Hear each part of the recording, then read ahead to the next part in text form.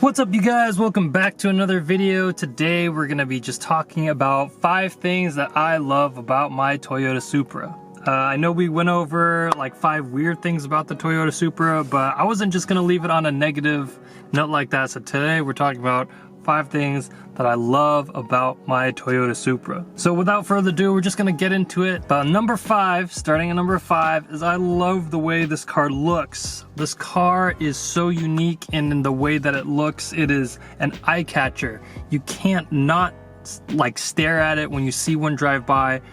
Personally, I think the car looks fantastic. I know it's a bit controversial for some people. Some people don't like the looks. Some people prefer like the FT1 concept.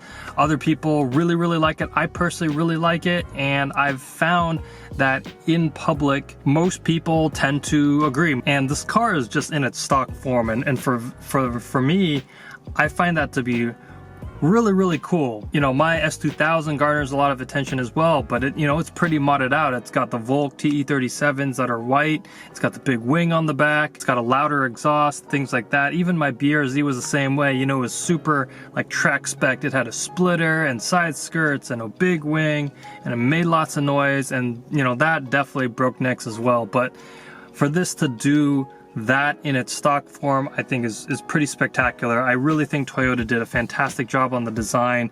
The wide hips in the back make it look so cool. The stance is actually really good in stock form, which I found was really surprising and I really appreciate. And yeah, they just knocked it out of the park. I think this is one of the best looking cars that you can get for under $100,000.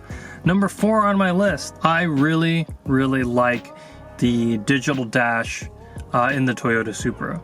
I think it looks really cool. It's really basic, which I like. It's not, if you compare it to like some Audis or some Mercedes or even the new BMW, digital dashes, those I find can be a little overly complex. They try to make it look like there's too much going on. I like this with the rev counter. I like it with the simple rev counter in the middle, and then you have, your digital speed on the left side, and you have your drive mode right smack in the middle of that circle, and then just like some basic information that you need, right? Your time, the temperature outside, and of course, gas and oil temp. I don't know, I just think it looks really cool. It's kind of video game-ish. I like that a lot, but it's simple enough that I find it doesn't distract. I like looking at it. What's really cool, they've also built in a shift light, which I think a lot of people didn't realize. If you put the car in manual mode, once you get close to red line, you'll see a little circle inside the big circle, light up telling you that you need to shift, and I think that's a really cool addition. I really like the way that the digital dash changes when you put it into sport mode. The ring becomes red, the red line gets more aggressive, the actual like needle becomes red as well. It's like the aggressive mode, and I think that's really cool, and I'm really glad they did that. Number 3 on my list is I actually love the interior of this car. I really do. I actually think the interior is incredibly well done, and I think it's actually higher quality than a lot of BMW interiors, which is funny because this is a BMW interior. If I compared it to my M2 competition, there's actually a lot more rubber and a lot more stitching going on the dash itself.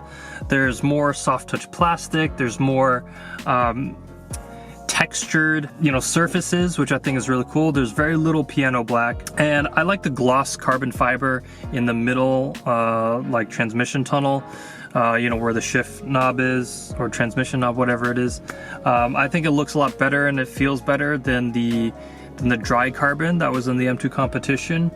Even on the door themselves, they've got padding on the sides, and sure, it doesn't have any of that suede. I personally didn't really care for it in the M2 competition. I really like the way this interior looks, and the really cool thing too is the big like bar near on your driver's side where you have like the big kind of like a small wall. That's padded, and so Toyota knew that people would be taking this car to the track, so they padded that specifically so that when your knee or your leg pushes up against it, it's not going to get raw and hurt and be painful after a track day. So I thought that small addition was really cool, and really goes to show that Toyota is thinking about the track spec people in mind. Number 2 on my list on things that I absolutely love about this car is I love the exhaust sound. I think it sounds so good. Got the pops and crackles. The engine itself also just sounds good. It's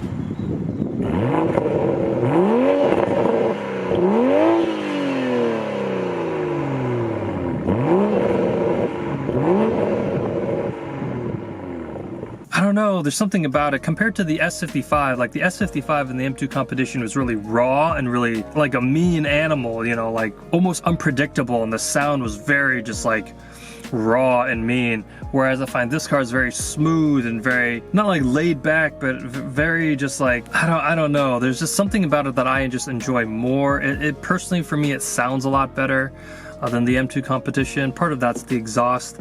I am planning on getting an aftermarket exhaust for this car, so I expect it to get louder, which is going to be really cool, and I can't wait for that. The last thing on my list that I absolutely love about this car is actually the seats.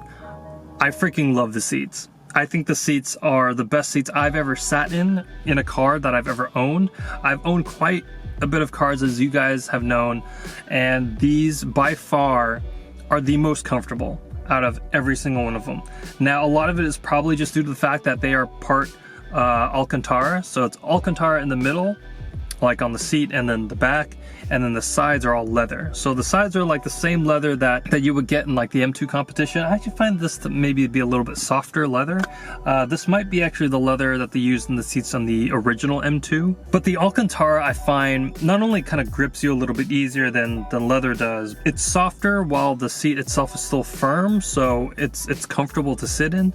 I feel the lumbar support was done a little bit better. I can have a little bit more aggressive lumbar support, sit back in my seat, and feel way more comfortable. They still come heated, which is really, really nice. I haven't actually used it because we're in California, and even though I'm in NorCal, it hasn't really gotten cold enough for me to really want to use the heated seats. But you know, it's definitely an option, which is really, really cool. Now, I don't know if this particular thing pertains to my edition specifically. As you guys know, I do have the A91, which specifically comes with the Alcantara and leather seats. Now, I do know the normal 3.0 Premium comes with full leather seats, no Alcantara, and I don't know if it changes the comfort level a bit. I have heard some people say they don't really like the seats in this car, and it could be possible that just the all leather seats are just not quite as good. I'm really glad I got the A91 because the Alcantara and leather seats they made a huge world of a difference compared to like the M2 competition. What's interesting is that the one model that does come with the Alcantara seats is actually the 2.0. So the 2.0, you get the Alcantara seats, and I believe they're Alcantara leather. So it's weird that you have to buy the cheapest model to, in my opinion, get the best version of the seats. But whatever, you know, I don't know if there's a way to order the 3.0 with the Alcantara seats. I'm sure maybe there's something that you can do. Yeah, I'm not too sure. These seats, they're so good. They look great too. I'm really glad I got the A91 again because of the blue stitching. I just find the blue stitching looks better in the interior of this car compared to the white stitching. I personally don't really know why they went with white stitching. I feel like red stitching would have looked way better, but I like the blue stitching. It looks really good on the seats. The seats are super, super comfortable. It might actually be one of my favorite parts of this car, to be perfectly honest, which is why it is number 1. I love getting in this car and just sitting in it. It's so comfortable. Like yeah, I could be in here all day. But yeah, guys, that's basically it. Thank you very much for watching. That is just 5 things that I love about my Toyota Supra. If you guys are planning on getting one, I highly recommend it. This is a fantastic car. You know, granted, you know, we only went over a few things, but I don't know, just those things alone for me, I would have gotten this car for. And you know, I mean, I did get this car, so it was good. But yeah, guys, thanks very much for coming by and watching this video. If you haven't already, please like and subscribe. That helps me out quite a bit, and that, you know, gives me more incentive to basically do more videos for you guys. Thank you very much for everyone who has subscribed so far, and I will see you guys on the next one.